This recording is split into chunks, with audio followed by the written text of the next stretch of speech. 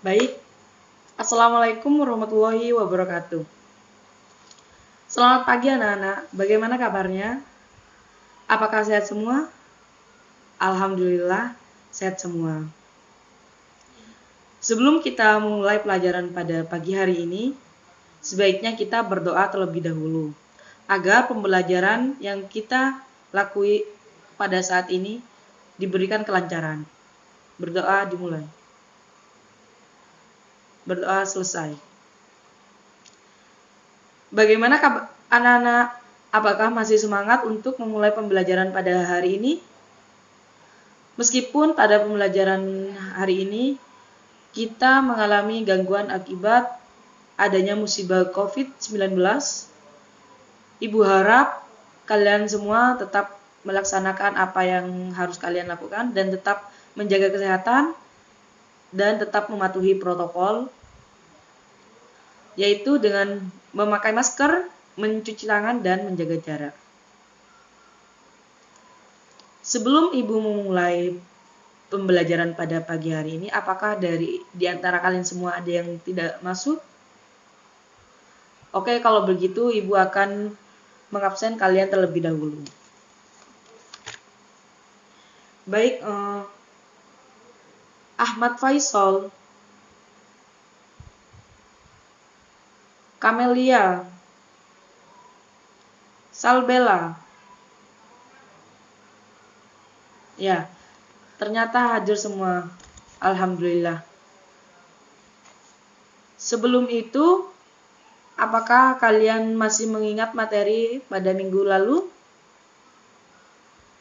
Ya, dan Ibu pada kali ini akan menjelaskan tentang getaran, gelombang, dan bunyi.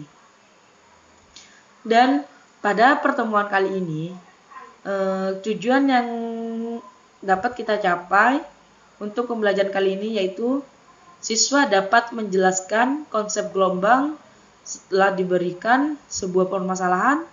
Siswa mampu mengidentifikasikan hubungan antara panjang gelombang, frekuensi, cepat rambat, dan periode gelombang.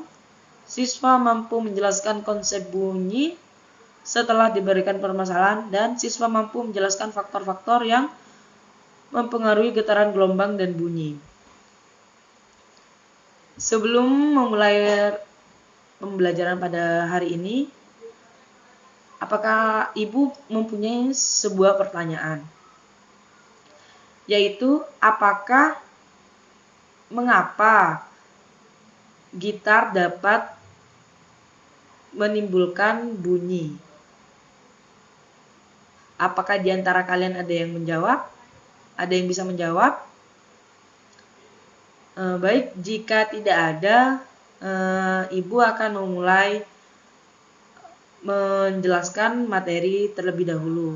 Nanti pertanyaan tersebut akan Ibu jawab di akhir pertanyaan, di akhir dari pertemuan kita hari ini. Karena pertanyaan tersebut termasuk berhubungan dengan pada materi pada hari ini yang akan kita pelajari. Pada penjelasan yang pertama, yaitu mengenai tentang getaran. Getaran merupakan gerak bolak-balik melalui titik kesetimbangan yang energinya akan merambat dalam bentuk gelombang. Waktu yang dibutuhkan untuk menempuh satu kali getaran disebut periode, atau periode getar yang dilambangkan dengan T. Banyaknya getaran dalam satu sekon disebut dengan frekuensi atau biasa disebut dengan F.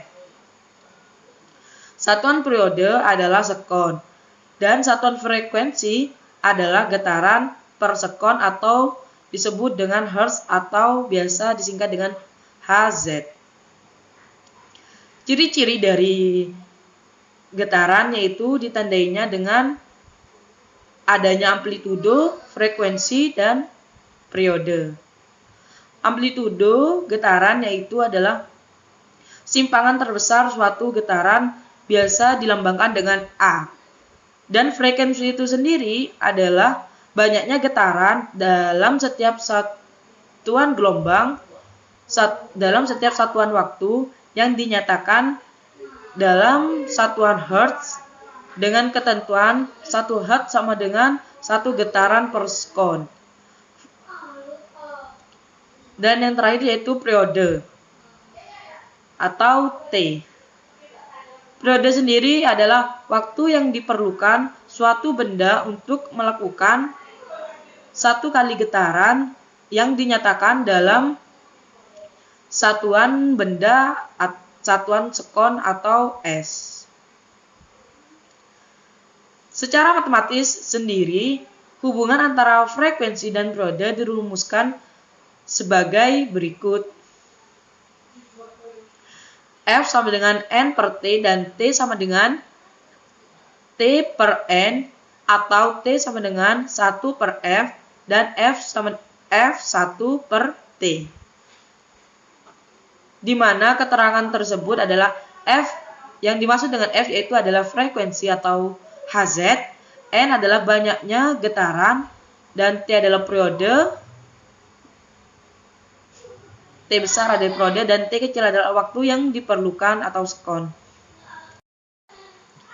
Dan pada bagian yang kedua yaitu adalah gelombang. Gelombang adalah getaran yang merambat dan medium atau zat perantaranya tetap. Di mana gelombang-gelombang yang berada dapat memiliki periode, frekuensi, dan panjang gelombang yang berbeda. Berdasarkan arah rambatnya, gelombang dibedakan menjadi dua, yaitu gelombang transversal dan gelombang longitudinal. Gelombang transversal adalah gelombang yang arah rambatnya tegak lurus dengan arah getarannya. Sedangkan gelombang longitudinal adalah gelombang yang arah rambatnya sejajar dengan arah getarannya. Dan jenis-jenis gelombang itu ada dua macam, yang dimana adalah jenis-jenis gelombang berdasarkan dengan zat perantaranya, yaitu adalah gelombang mekanik, di mana gelombang yang perambatannya memerlukan zat perantara. Sebagaimana contohnya anak-anak itu gelombang mekanik adalah gelombang air, gelombang pada tali, dan gelombang pada selinki ataupun gelombang bunyi. Dan gelombang yang kedua yaitu adalah gelombang elektromagnetik, di mana gelombang yang perambatannya tidak memerlukan zat perantara. Contohnya seperti gelombang elektromagnetik, contohnya seperti gelombang radio, gelombang televisi, gelombang cahaya. Dimana kan pada gelombang radio itu tidak memerlukan perantara, maksudnya pada radio apabila radio itu dinyalakan, maka bunyinya akan langsung terdengar, tidak memerlukan perantara seperti misal harus ada misalnya harus ada pembatasnya, apanya gitu. Karena pada radio itu sendiri sudah ada speaker dan lain-lain sebagainya. Berbeda dengan gelombang mekanik, yaitu hanya ada gelombang air, di mana apabila ada air dalam suatu wadah dan ditambahkan, maka akan berbentuk sebuah gelombang air. Dan jenis gelombang berdasarkan arah getarnya kan tadi ada dua, di mana itu adalah gelombang transversal dan gelombang longitudinal. Di mana gelombang transversal itu contohnya seperti gelombang pada permukaan air dan permukaan tali, sama seperti gelombang mekanik. Tapi ini pada arah getarannya, kan pada gelombang mekanik itu sendiri terdapat pada zat perantaranya, sedangkan pada transversal ini gelombang berdasarkan arah getarannya. Dan pada gelombang longitudinal itu sendiri contohnya seperti gelombang bunyi. Sama seperti yang tadi ya, pada gelombang elektromagnetik dan gelombang mekanik. yang membedakan hanya arah getarannya dan zat perantaranya. Selanjutnya, pada bab yang ketiga yaitu adalah bab bunyi, di mana bunyi merupakan merambat ke segala arah melalui udara di sekitarnya dengan membentuk pola, rapatan, dan renggangan. Oleh karena itu, bunyi merupakan gelombang longitudinal. Banyaknya gelombang bunyi setiap sekon disebut dengan frekuensi. Semakin besar frekuensi gelombang bunyi, maka semakin banyak membuat pola rapatan dan renggangan, sehingga bunyi akan lebih terdengar jelas. Gelombang bunyi yang frekuensinya teratur disebut dengan nada. Sedangkan gelombang bunyi yang tidak teratur disebut dengan desah. Nada itu seperti nada musik dan sebagainya, kan banyak nada kan. Dan resonansi bunyi adalah peristiwa bergetarnya suatu benda karenanya bergetarnya benda yang lain. Kan dapat kita amati pada sound besar apabila kita hidupkan, itu akan pada saat acara manten itu kan ada sebuah sound besar yang dinyalakan untuk menghidupkan sebuah musik. Maka kalau kita perhatikan pada jendela rumah orang tersebut akan bergetar karena adanya resonansi bunyi gitu. Maka jendela tersebut akan bergetar. Akan tetapi kalau resonansi bunyinya tidak terlalu besar, maka jendela tersebut tidak akan bergetar gitu. Dan sifat-sifat bunyi mempunyai 5 sifat, antara lain yaitu merupakan gelombang longitudinal, tidak bisa merambat pada ruang hampa, kecepatan rambatnya dipengaruhi oleh kecepatan medium perambatan, yaitu pada padat, cair, dan gas, dapat mengalami resonansi, dan yang terakhir yaitu adalah dapat mengalami pemantulan. Seperti kita yang pada saat pemantulan itu seperti kita berada di dataran yang tinggi dan kita berteriak, maka suara kita itu akan memantul secara tersendirinya. Sedangkan macam-macam bunyi itu sendiri ada 3 macam, di mana ada bunyi infrasonik, bunyi audiosonik, dan bunyi ultrasonik. Pada bunyi infrasonik tersendiri, yaitu memiliki frekuensi kurang dari 20 Hz. Dan contoh hewan yang bisa mendengar bunyi infrasonik adalah jangkrik dan anjing. Makanya kebanyakan anjing itu berada pada rumah setiap orang untuk mendeteksi langkah kaki manusia. Sepelan apapun manusia itu berjalan, anjing akan terbangun karena dia bisa mendengar bunyi infrasonik yang meskipun itu kecil banget gitu. Dan bunyi yang kedua yaitu adalah audiosonik, yaitu di mana bunyi memiliki frekuensi antara 20 Hz sampai 20.000 Hz. Biasanya